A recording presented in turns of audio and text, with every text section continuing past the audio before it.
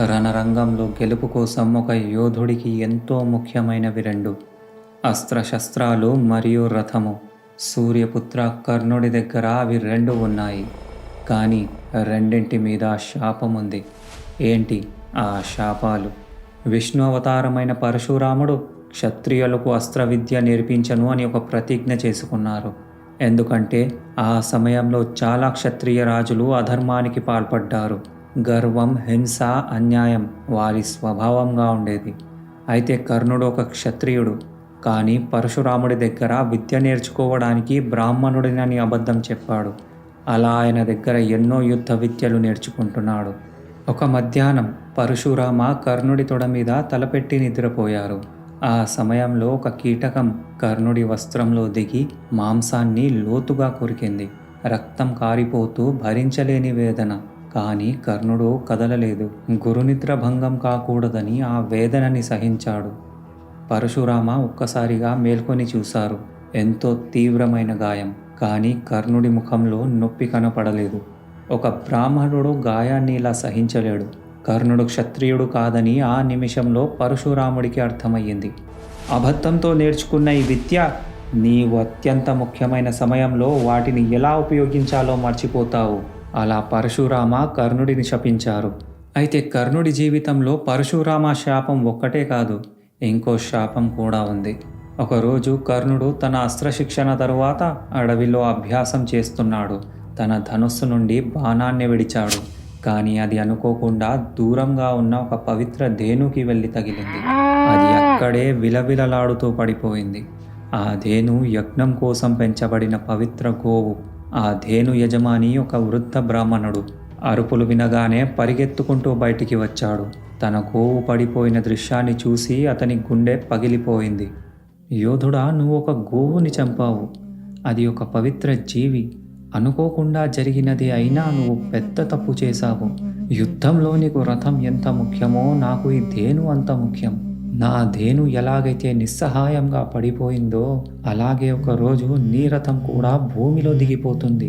యుద్ధం మధ్యలో నువ్వు కూడా అసహాయ స్థితిలో నిలబడిపోతావు. అయితే అది కురుక్షేత్ర యుద్ధం 15వ రోజు. ఎటు చూసినా పడిపోయిన దేహాలు, రక్తం, పగిలిన రథాలు. రణరంగంలో విధి తన లెక్కలు తేల్చుకోవడానికి సిద్ధమయ్యింది. పరాక్రమవంతులైన యోధులు అర్జున మరియు కర్ణుడు ఎదురెదురుగా నిలిచారు. అర్జునుడు గాంధీవం నుండి బాణాలు వర్షంలాగా కురిపిస్తుంటే కర్ణుడు విజృంభించిన ప్రతి అస్త్రం అగ్ని శిఖలా దూసుకెళ్తోంది.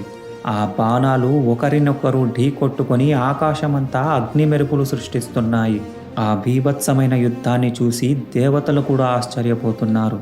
అర్జునుడిపై ఘాతకమైన ప్రహారం చేయాలని కర్ణుడు భార్గవాస్త్రాన్ని తన బాణానికి సంధించి మంత్రం జపించడానికి ప్రయత్నించాడు. కానీ పరశురాముడి శాపం వల్ల అతనికి మంత్రం గుర్తు రావట్లేదు. అర్జునుడు ఆగకుండా బాణాలు విసురుతున్నాడు. వాటిని తప్పించుకుంటూ కర్ణుడి రథం ముందుకు సాగుతోంది. అయితే ఒక్కసారిగా కర్ణుడి రథచక్రం భూమిలోకి దిగింది. రథసారథి ఎంత ప్రయత్నించినా ఆ చక్రం బయటికి రావట్లేదు. కర్ణుడు రథం దిగాడు. తన బలంతో చక్రాన్ని బయటికి తీయడానికి ప్రయత్నిస్తున్నాడు. భూమి కంపిస్తోంది. కానీ ధేను శాపం వల్ల రథచక్రం మాత్రం ఒక్క ఇంచు కూడా కదలటం లేదు. దివ్య అస్త్రాలు మరిచిపోయి రథం భూమిలో ఇరుక్కుపోయి కర్ణుడు విధి ముందు నిస్సహాయంగా నిలిచాడు. అప్పుడే ఒక రథం, ఆ రథంపై కపిరాజు జెండా దుమ్ము కమ్ముకున్న గాలిని చీల్చుకుంటూ ముందుకు దూసుకు వస్తోంది. ఆ రథానికి సారథి శ్రీకృష్ణుడు. ఆయన పక్కన అర్జునుడు గాంధీవానికి బాణం ఎక్కుపెట్టి కర్ణుడి ఎదుట నిలిచారు. ఆ దృశ్యాన్ని చూసిన కర్ణుడు, అర్జున, ఒక్క క్షణమాగు. నా చేతుల్లో ఇప్పుడు ఆయుధం లేదు. నా రథం భూమిలో ఇరుక్కుపోయింది. యుద్ధ నీతి ప్రకారం నిరాయుధమైన యోధుని మీద ప్రహారం చెయ్యకూడదు. ఓ అర్జున, నువ్వు ధర్మాన్ని ఆచరించేవాడివే అయితే నా రథచక్రం బయటికి తీయడానికి అవకాశం ఇవ్వు. అర్జునుడు ఆలోచనల్లో పడిపోయాడు. అయితే శ్రీకృష్ణుడు మాత్రం వెంటనే కర్ణుడిని సంహరించమని అర్జునుడితో సూటిగా అన్నాడు. ఆ మాటలు విన్న కర్ణుడు భావోద్వేగానికి గురయ్యాడు. కేశవ, నేను జన్మించిన మరుక్షణం నుండే అన్యాయాన్ని, అవమానాన్ని ఎదుర్కొంటూ వచ్చాను. నేను క్షత్రియుణ్ణి కాదని ద్రోణాచార్య నన్ను శిష్యుడిగా స్వీకరించలేదు. ద్రౌపది స్వయంవరంలో నా బలాన్ని ప్రదర్శించనివ్వకుండా నా పుట్టుకనే అవమానించారు. సూతపుత్రుడినని అవహేళన చేశారు. చివరికి కన్న తల్లి చేతుల్లో అన్యాయానికి గురయ్యాను. ఇంతవరకు నన్ను గుర్తించని తల్లి కుంతీదేవి ఇప్పుడు నేనే ఆవిడ మొదటి సంతానమని చెప్పింది. కానీ అది నా మీద ప్రేమతో కాదు కృష్ణ, యుద్ధంలో తన వేరే కుమారులను కాపాడుకోవాలని. లోకం నన్ను తిరస్కరించింది, కానీ నాకు దొరకని ప్రతి అవకాశాన్ని దుర్యోధనుడు నాకు కల్పించాడు. నాకు రాజ్యమిచ్చాడు, గౌరవమిచ్చాడు. నేను అతని పక్షంలో నిలబడితే తప్పేంటి? ఇప్పుడు నన్ను నిస్సహాయ స్థితిలో ఉన్నప్పుడు చంపమంటున్నావే, నువ్వు కూడా నాకు అన్యాయం చేస్తావా కృష్ణ? ఆ మాటలు విని శ్రీకృష్ణుడు కర్ణుడి వైపు గంభీరంగా చూశాడు.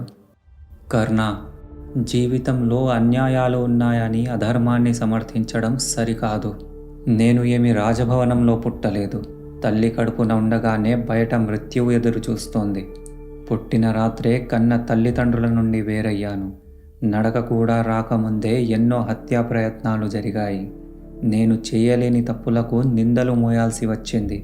నా ప్రజలను కాపాడుకోవడానికి వారిని మథురా నుండి ద్వారకా నగరానికి తరలిస్తే లోకం నన్ను అసమర్థుడిగా భావించింది.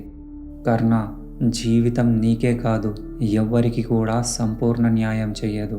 మానవ జన్మ ఒక గొప్ప లక్ష్యం కోసం లభిస్తోంది, భోగం కోసం కాదు.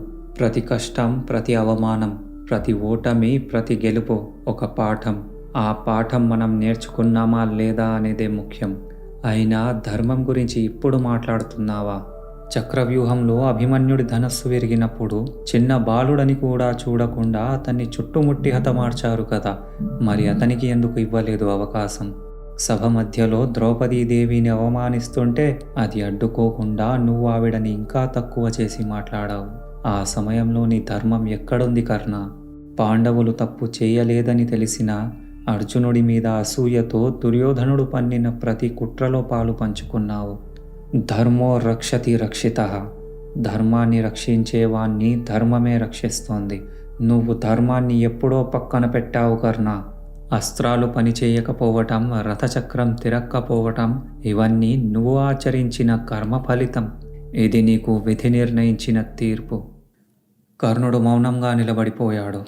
అంతవరకు సందేహంలో ఉన్న అర్జునుడి మనస్సు కృష్ణుడి మాటలతో స్పష్టమయ్యింది. తన గాంధీవాన్ని గట్టిగా పట్టుకున్నాడు.